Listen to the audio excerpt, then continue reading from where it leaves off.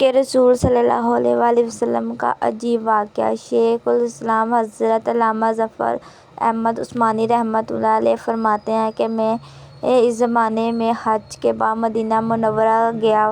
ہم لوگوں نے کھانا کھایا، دسترخوان کو لے کر ایک ڈھیر پر جھاڑو لگایا تاکہ روٹی کے بچے ٹکڑے اور ہڈیوں کو جانور کھا جائیں۔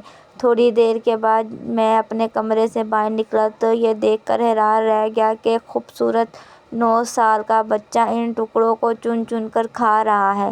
مجھے سخت افسوس ہوا۔ بچے کو ساتھ لے کر قیام گاہ میں آیا اور اسے پیٹ بھر کے کھانا کھلایا، کیونکہ میں اس ایسی ہستی کے شہر میں تھا جو غریبوں کا ولی اور غلاموں کا مولا تھا۔ میرے اس برتاؤ کو دیکھ کر بچہ بے حد متاثر ہوا۔ میں نے چلتے وقت اس سے کہا کہ یہ تمہارے والد کیا کرتے ہیں؟ اس نے کہا، میں یتیم ہوں۔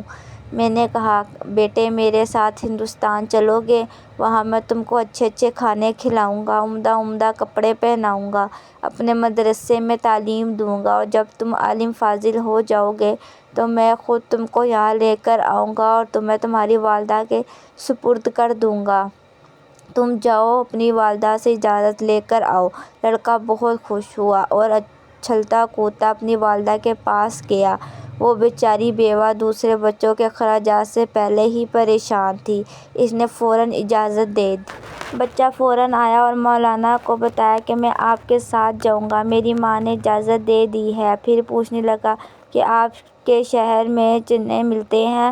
مولانا عثمانی نے بتایا، یہ ساری چیزیں افراط مقدار میں تمہیں ملیں گی، وافر مقدار میں تمہیں ملیں گی۔ مولانا کا بیان ہے کہ میری انگلی پکڑے پکڑے مسجد نبوی میں وہ میرے ساتھ آیا اور ٹھٹ کر رہ گیا۔ سرکار دو عالم صلی اللہ علیہ وآلہ وسلم کے روضہ مبارک کو دیکھا اور مسجد کے دروازے کو، اور پوچھا، کیا یہ بابا، یہ دروازہ اور روضہ بھی وہاں ملے گا؟ میں نے اس سے کہا کہ بیٹا، اگر یہ وہاں مل جاتا تو میں یہاں کیوں آتا؟ لڑکے کے چہرے کا رنگ بدل گیا۔ میری انگلی چھوڑ دی۔ بابا تم جاؤ، اگر یہ نہیں ملے گا تو میں ہرگز ہرگز اس دروازے کو چھوڑ کر نہیں جاؤں گا۔ بھوکا رہوں گا، پیاسا رہوں گا، اس دروازے کو دیکھ کر میں اپنی بھوک اور پیاس بجھاتا رہوں گا، جس طرح آج تک بجھاتا رہا ہوں۔ یہ کہہ کر بچہ رونے لگا اور اس کے عشق کو دیکھ کر میں بھی رونے لگا۔